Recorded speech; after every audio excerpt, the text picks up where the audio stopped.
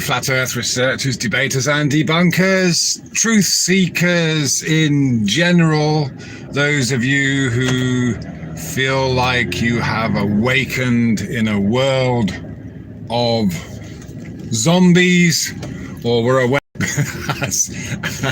and then saw all the zombies around you. You know, if you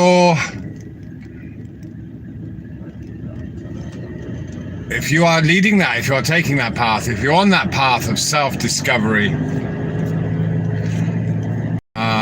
you will have been, so many people in your life will have tried to put you off, but you're still on the path.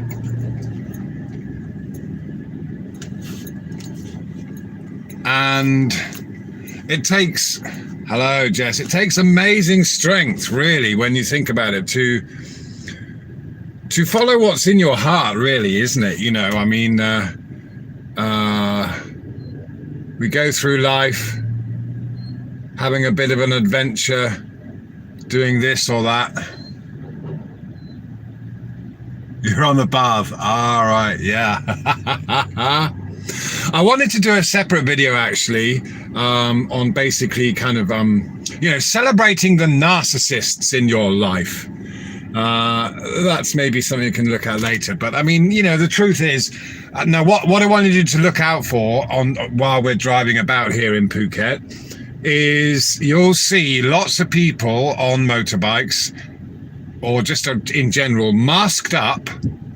And if they're on a motorbike, most of them won't have a helmet, but they'll be masked up. All right, I'm just going to try and squeeze in here. Oh. And this is just that kind of, you know, that's the kind of thing you notice when you're so-called awake. Yeah, just have a look at these people here. The mask, no helmet there, you know. There's this lady here on the bike with her kid, mask, no helmet. And I honestly don't know if these people think about what they're doing, or whether it's just become so ingrained in them, or kind of like an automatic thing, like putting on your socks and shoes before you go out. Because obviously there's no, it's not about safety, it's just cultural conditioning that has stuck. And this, you know, the past few years is an amazing example of the kind of, for the awake, for the conscious, it's like watching a slow train crash. For some that are kind of ready to get woken up, then okay, it's been a bit of a wake-up call. Too little, too late is often the case. But then I see, you know, actually, so there's an interesting thing going on in Thailand at the moment.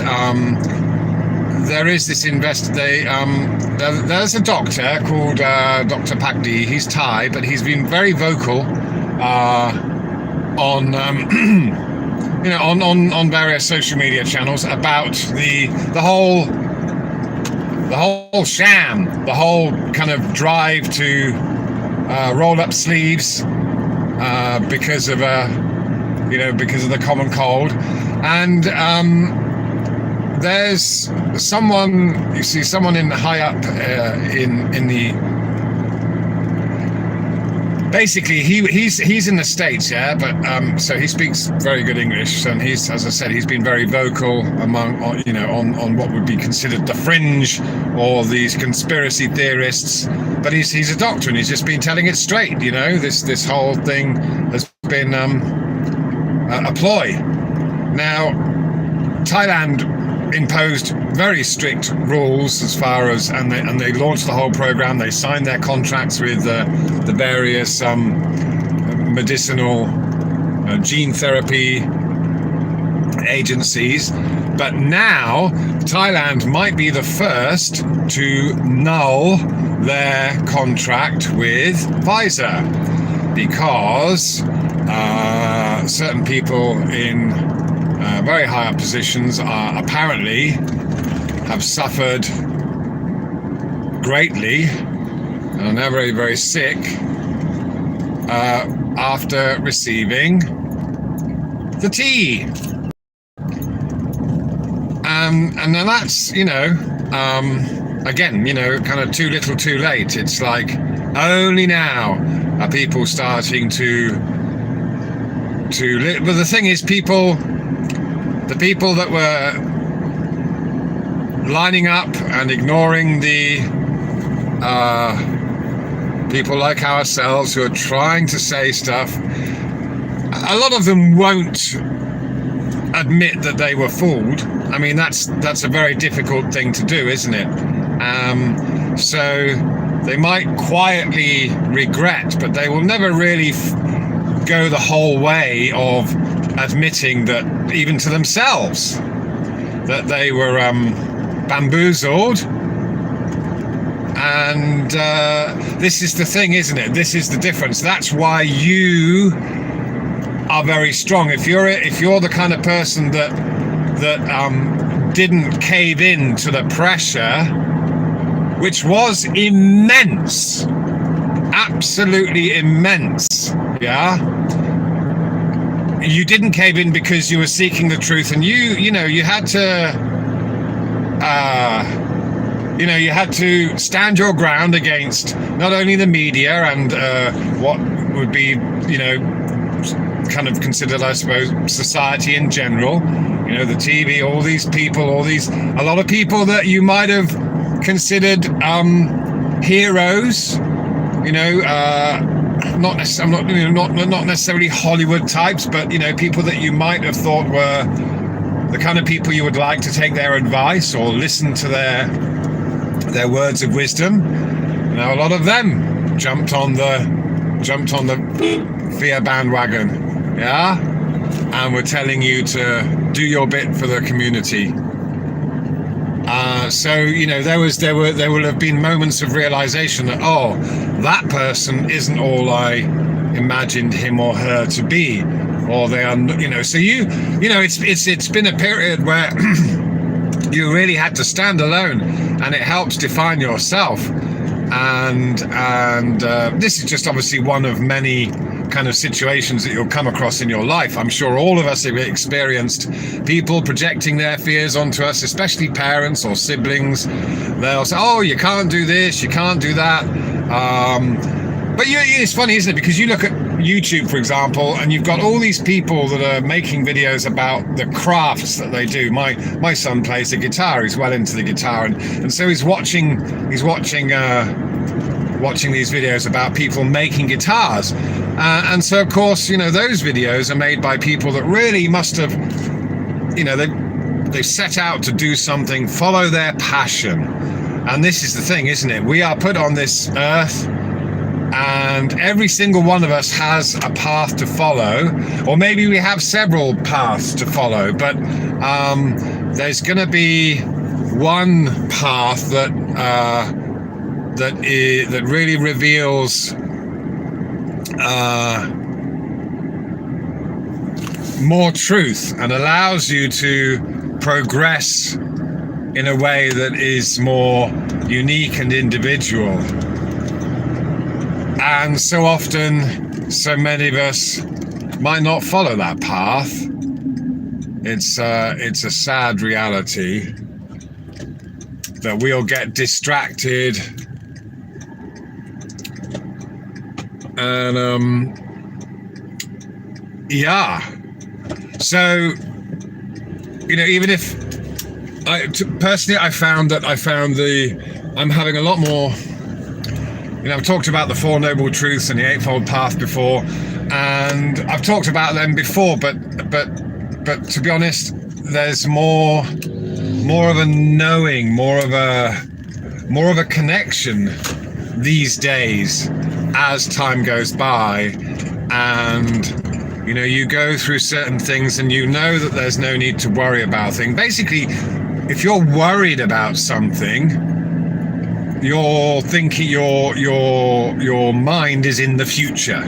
You're not present. You're not in the now, right? If you're worried about something, it's a future event that you're thinking about and worrying about, Could be anything, where your partner is at a certain time, or there's so, but basically worry is kind of something like a future event, isn't it? And then of course you've got maybe regret, or things that you've done in the past, things that have happened to you in the past, or things you've said, or memories, basically. So we can get all caught up in reliving those, but they're past. And of course, I think one of the most challenging things possibly is judgment. We are born into a world where we are always being judged, and so we end up judging ourselves, and sometimes that makes it impossible to make a decision or make a move or follow our true path. We end up putting these blocks in front of us. And when you see your kids, obviously they, like, I've got 5 kids, and like maybe some of them are okay with public speaking, and then one of them isn't, he's still not had that. So he's got to, in some ways, I'm looking at ways to put him in a situation where he's able to overcome the fear. And it's probably the same for many of us. You might remember being at school and a teacher asking a question in the class assembly, and you might well have wanted to ask a question, had a burning question to ask, or you really wanted to make a point, but you didn't, because you didn't dare put your hand up, you didn't dare get singled out, and there was that fear of, well, it's difficult to say exactly what that fear might be, right? What are you actually feeling? What's going on in your mind that makes you so scared to speak out, or just say what's on your mind, have your own voice? There must be something in our cultural programming that does that. Right, it's going to get a little bit bumpy. So we're going to bump around on these little lines here. So, but of course, the only way to overcome that fear is to just do it. There's no other way. You just have to do it. It's going to scare the crap out of you, but you might find your voice, it hardly comes out. There's adrenaline pumping around. You're getting hot and flushed, but the act of doing it, regardless of how it makes you feel, will reduce the fear for the next time. You carve out that path a little deeper. You make some progress. So it is most definitely important to confront our fears and deal with them and go through them. And that's it, really. That's kind of the secret to self-development, and that includes just the thoughts, because when we have thoughts and they have emotions attached to them, right? That's always the case. A thought is always going to have an emotion. Could be anger, could be pleasure, it could be positive, it could be seen as positive or negative. But either way, thoughts create emotions. So they manifest as, they're alive, So now what happens is, a lot of the time our lives are dictated by those thoughts, right? So we have an emotion, and that turns into an action, and we end up doing something. And of course, if we are caught up in an emotion of anger or jealousy or envy or under pressure, stress, guilt, we feel we've got to do something for someone else, then we end up doing these things and leading a life that isn't to our true self, right? But it's unconscious a lot of the time. We are most of the time not conscious of taking actions because we thought something. Do you see what I mean? It's just like on kind of like almost on autopilot. You don't even notice that you're getting caught up in an emotional roller coaster ride. Whereas when we start to take the time and make the effort, the discipline, the effort to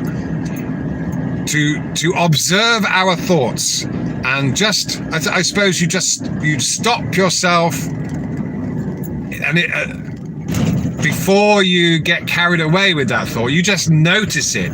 The act of noticing our thoughts, our thought processes, is all you've got to do, because then just by noticing it, it's like catching someone with their hands in the cookie jar.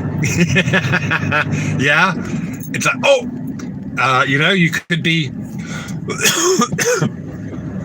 Do you see what I mean? When the child is, for example, putting the hand in the cookie jar, in a way they know they're being naughty, but that they'd still go ahead and do it. But then when they're caught is when the guilt comes, you see, it's like, so you got to catch the mind and our thoughts doing these things and thinking these things, and then creating behaviors that lead us into certain situations. So training that monkey mind. Oh, I'm getting a phone call. Hang on. Oh dear, how am I going to do all this? Hang on.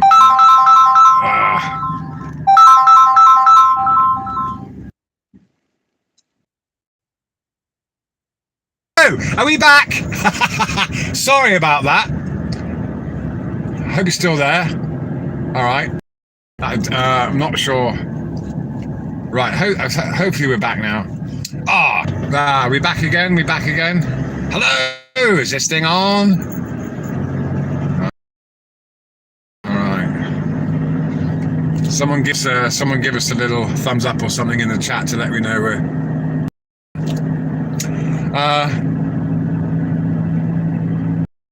Okay, thank you. I can't really see the names at the moment. It's obviously I have to use my glasses to look at that, and I'm focusing on the roads, these Thai roads. Yeah. So I suppose yes, this way we lead our unconscious lives, and I'll tell you what I'm going to do. I'm going to stop here. This is a little place where I get a coffee and some food. This just on the left over here. So I'll show you this. It's kind of interesting. Okay, someone's parked up there, which is okay. Yeah.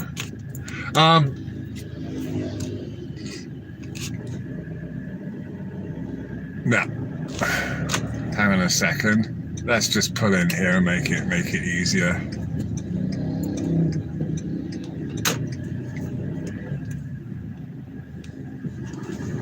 You know what? That's not easy. Okay, what I'm going to do is just pull in over here, and I'll bring the camera with me. Okay, and you can see it. This is a little neighborhood here. It's just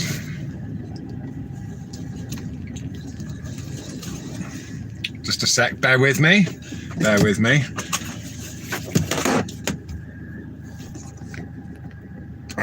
Not sure how to undo this. There we go. Okay.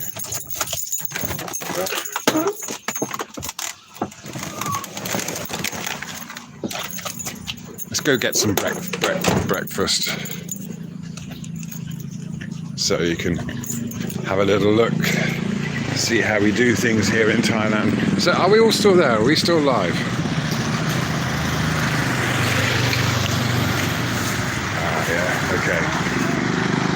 But that's the thing, you see, a lot of the time we have, interesting about the guy just now in the van, you see, no big deal, you see, because it's impossible to know, for example, when you get held up. You see, you get held up and we get stressed, right? It could be the traffic gets held up or something like that. We get stressed because we got plans. I got to be somewhere. Yeah? But the thing is that being held up might have saved your life from some other thing happening. Yeah.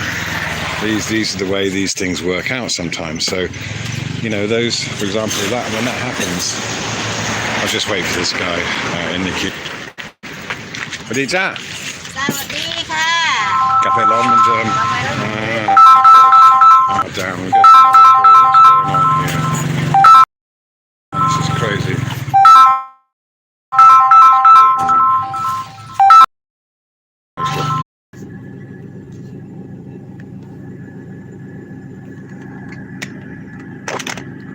So sorry about that.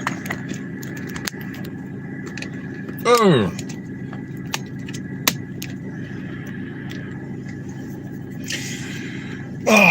Yeah, I got a phone call and then I had to deal with some bookings for the elephant sanctuary, and I tried to end the stream and stuff, but then I came back and it's still live. So all right. Oh, yeah, what a palaver. I should remember, well, I shouldn't, yeah, I had to keep the phone on, but I should maybe do a bit of better planning. So, welcome back. Sorry about that. So you missed me getting my coffee, and yeah, hopefully we won't get any more interruptions until I get back. So, nice lady even gave me She gave me an actual mug. So I pass by there pretty much every day. So lovely coffee with condensed milk. Smashing. So where were we? Is there any chat to see? No, I can't see the chat now. So okay. All right. Oops. Now what's happened?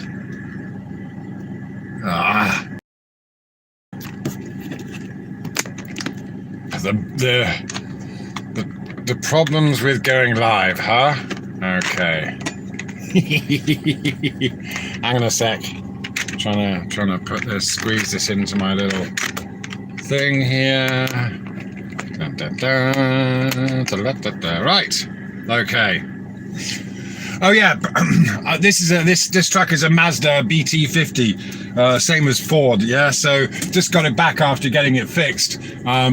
One thing to look out for with these is it was the pump. The clutch, hydraulic clutch system has a couple of pumps. One's on top, which is okay, which is fairly easy to fix. But there's another one which is actually, in order to change it, you've got to put the thing up on a. You got to basically take the gearbox apart to get to this other pump. So that was quite a significant expense, and it's actually thanks to help from Patreons. Phuket Word Patreons has helped me get through that. I mean, we were off the road with this truck for a good few months because I just didn't have the cash to fix it, and it's been pretty hectic because I've been having to kind of basically drive my daughter to work and drive my kids to school, and it's basically end up the whole day just being a chauffeur. Very little time for much else because by the time you've done these different trips. So anyway, that's enough of my moaning. But where were we? We were talking yeah, being awake, and you are stronger than you know. And you are, it takes amazing strength. Most people don't have it. Now what's this old lady gonna do? Okay, most people don't have the strength and determination to follow their heart and follow their path. And yes, it's gonna be tough. All right. There are times when you're going to be broken on your knees. Yeah. But there are times when people are happy to help you. You see, that's the thing, isn't it? When people see that when you work and you're dedicated and you're sincere, okay, this pays dividends. You create that energy, you create a reputation. If people know they can trust you, they're happy to help you out sometimes. And personally, I look forward to the days when I can help other people out. And occasionally it happens, people need help and you're in a position to help them, and so boom, you can, and it's the love to be able to do that. Yeah. Don't get me wrong, I'm not poo-pooing anyone. Everyone has value. Everyone, whether they are following a true path or whether they're being caught up in the nonsense, everyone has value. And even the people that come into your life and create problems for you, of course, we've got to see these people as useful. You've got to really celebrate that as we are all each other's teachers, right? And we're all at different stages in our lives. So even when someone, for example, a narcissist or psychopath, really messes things up for you, it's a learning thing. You learn from it, and you can learn to obviously not get caught up in those things in the first place, because the psychos and the narcissists, of course, they get off on vampiring your energy. If they can provoke a reaction out of you, then that's they achieve their goals in a way. So of course, often the most difficult thing to do is to not react. If we're following these impulsive behaviors, and that's what we've seen with the whole Rona thing, is that people are just reacting. And when you're standing on the sidelines, you can be a lot calmer about it. Of course, what's more frightening is watching these unconscious people react and create situations in which they are bringing about yours and their enslavement, because they want to stay trapped. They fear the unknown. This is it. We all fear the unknown. It is fear. All of these things are based on fear, right? And so, as I was saying earlier, the worry, you get worried about a possible future event. This is because you fear something might happen, and you have all these ideas in your head. But right now, you are here. You are breathing. You are living. You're alive. So there is nothing to fear in that respect. But look at how much has been done to destroy the nowness and the creativity and the individualism by putting the fear of the future into everyone. Yeah. And the same with the flat earth and the globe. People, it's such an irrational fear, isn't it? It's, when you're we've all been through it, right? Because you start questioning the official narrative, you start questioning the heliocentric thing and all that. And it's scary because you're going against the norm. You create discomfort in yourself because instinctively that you are going to undermine everything, the very foundations of where you believe you come from, or where you are and who you are, right? It's very, very frightening. Thunder and lightning. Yeah.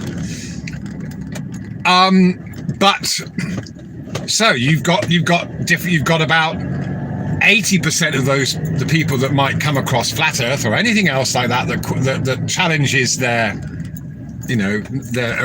of everything, and most people will just not go there because that fear kicks in straight away. Yeah, it's not going to let you go there. It's not going to let you question the foundation of your beliefs about who you are, right? The ego is certainly not going to let you do that. So those of you that have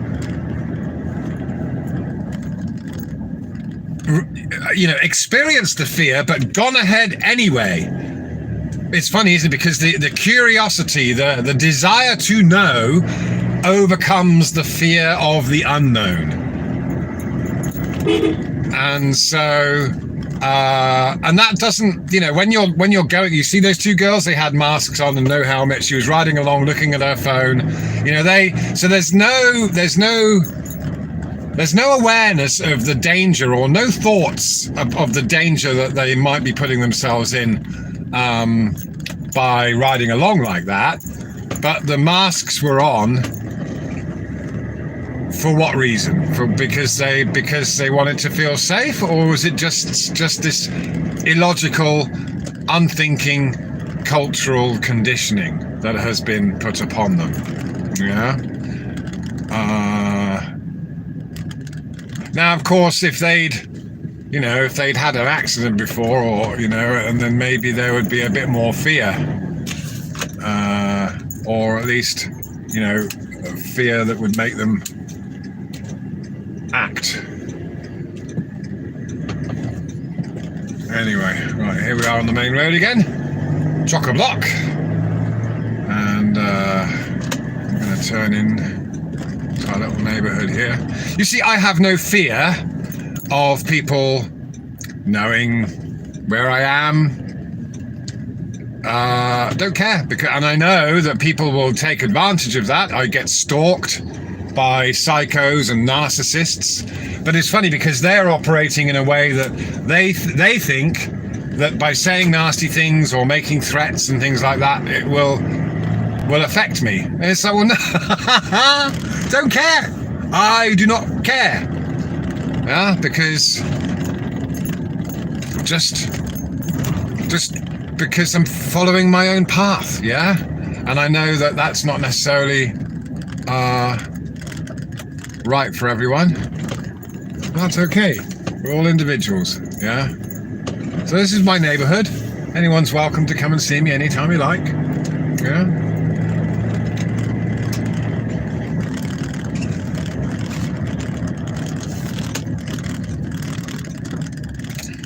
Anyway.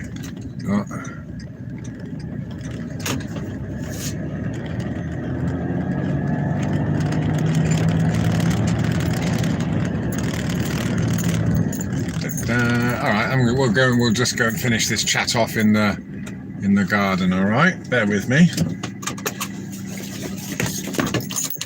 Bring my coffee.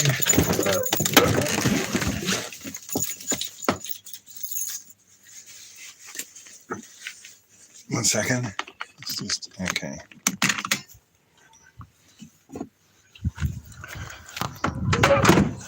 Welcome to my abode. Hello, doggy. Hello, Brownie. Hello. Yes, hello. Hello. Yes. Right. This is Brownie. Say hello to my... Hello. All right? Yeah. Hi. Right. Oh, yeah. Just a moment. I have to... Right. Actually, I've got to get my daughter to work, okay? I've got to go. So what I'm going to do is say goodbye for now, and thanks for tuning in. And let's just make this a bit more easier to do next time, okay? So goodbye for now. Catch up soon.